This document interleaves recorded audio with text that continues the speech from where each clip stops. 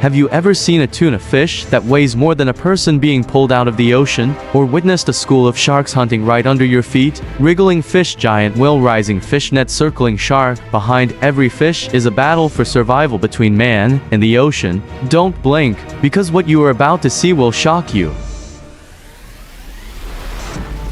Little by little, the giant whale was lowered to the cold ground. Everyone kept quiet. This was not just a sea creature, but a symbol of the vast ocean. On its body were scratches, tears perhaps from waves, reefs, or collisions during its final journey. Blood gradually spread across the concrete like a silent warning from the depths of the sea.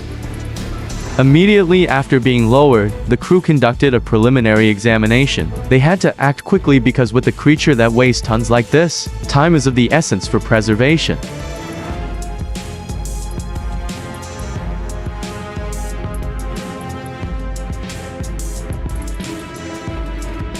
Once the whale is resting on the processing floor, the most complicated step begins: dismemberment and processing. This is a meticulous, highly technical process, not simply butchering the meat.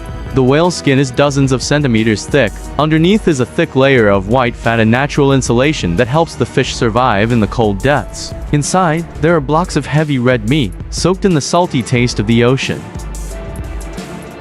Once the belly and internal meat are processed, the next step is to separate the skin, the thickest and most durable protective layer on the whale's body. Long, sharp incisions are made along the body, as if peeling away a giant suit of armor that once helped it cross thousands of nautical miles in the cold ocean. The skin and subcutaneous fat are gradually stretched out in large patches, in some places as thick as a hand. This is not only insulation, but also a place to store vital energy for this giant fish.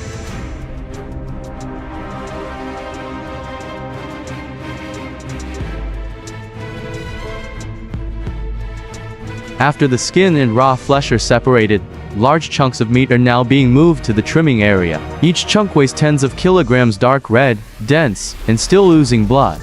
At the processing area, skilled hands begin to divide the whale meat into equal portions. The dark red meat, rich in protein, and the ivory white fat, a source of valuable oil, are carefully separated. This process is almost continuous. Someone cuts, someone peels, someone boxes. Each piece of meat, each block of fat will have a clear direction for use: processing traditional dishes, producing industrial oil, or as research material. For long-time workers, this is not just a job, but a part of their memories associated with the sea. They do not see whales as prey, but as a precious gift from the ocean, to be respected and utilized to the fullest. The signal sounded. The fish had arrived. Without anyone telling anyone, the sailors rushed to the side of the boat. Everyone knew this was the golden moment. If they were a beat late, they would lose everything. They were too familiar with this battlefield. Each hook throw was a time to guess the right rhythm of the fish. Each pull was a battle of wits and strength, with the ocean fish struggling under the dark blue water. Each tuna, silver mackerel weighing several kilos, flew out of the sea with a brief cheer. It was a high-speed hunt where man and fish were separated by only a few decisive seconds. On board, the sailors worked as a well-coordinated team. Some threw hooks, some fished, some changed lines without a single second of rest. In this moment, all skills, reflexes, and experience were poured onto the boat's side.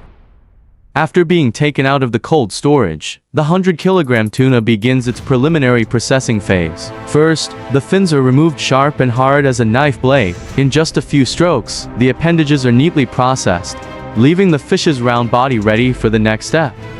Each slice of the knife cuts along the fish's body, revealing a layer of shiny, red flesh. This is the most quintessential part, where sashimi, sushi, or high-quality smoked tuna are produced for export around the world. Tuna processing workers need not only strength, but also almost surgical precision. Each cut must be in the right place, along the grain, to preserve the quality of the meat, without crushing or breaking it. After the head and fins are removed, the tuna is split in half along the backbone. This is when the main fibers of meat or loin begin to show, shiny and bright red as blood, with a long, thin, extremely sharp blade. The worker begins to slide along the backbone. Each stroke is regular, decisive, and precise to the millimeter. Even the slightest deviation can ruin the meat and make it worthless. After many hours of casting the net in the middle of the ocean, the most awaited moment has arrived. Under the water surface, a treasure is gradually appearing. The buoys begin to float, a signal that the catch has been caught in the net.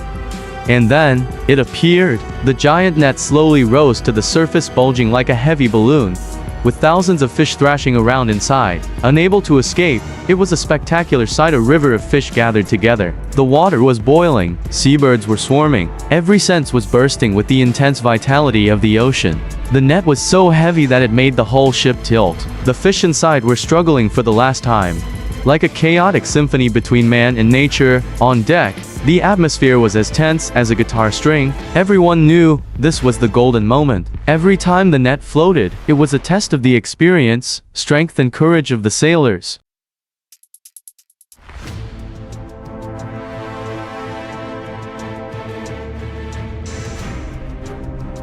Tons of fish were being lifted up, so heavy that the chains were shaking. The crane roared, lifting the net back, so full it seemed about to burst from the pressure from within.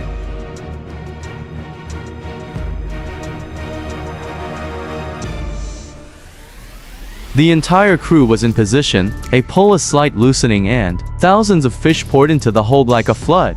The sound of fish hitting the hold echoed throughout the ship. Each fish was a trophy, the result of sweat, wind and perseverance in the ocean.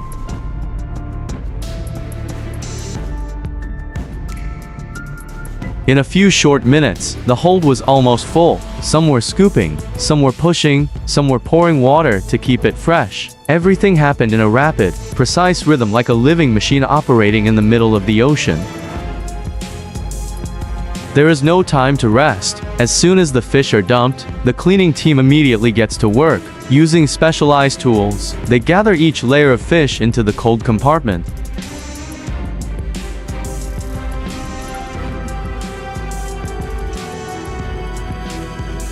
In the middle of the vast ocean, no noisy engines, no modern machines, just calloused hands and a fishing line stretching deep into the sea. This is the traditional way of fishing, simple, quiet, but full of feeling. Each pull is a thrill. Down there could be a silver tuna weighing tens of kilos, or just an empty piece of line. No one knows what will happen. That is the strange attraction of hand fishing.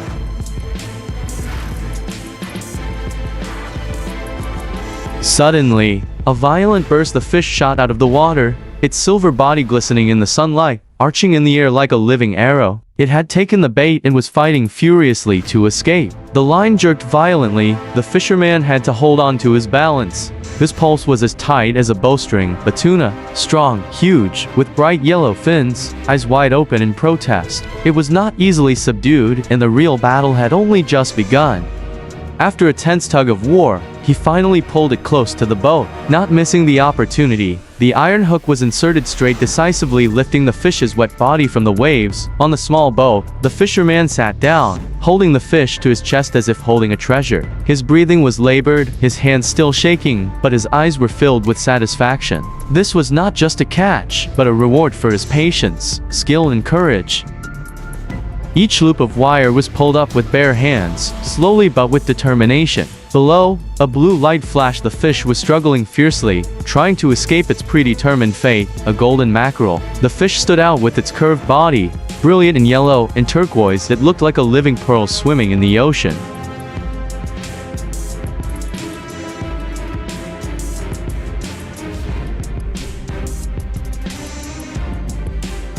Each loop of thin rope is stretched taut like steel. One hand holds tight, the other keeps the rhythm. The fisherman is facing a powerful creature from the depths of the sea.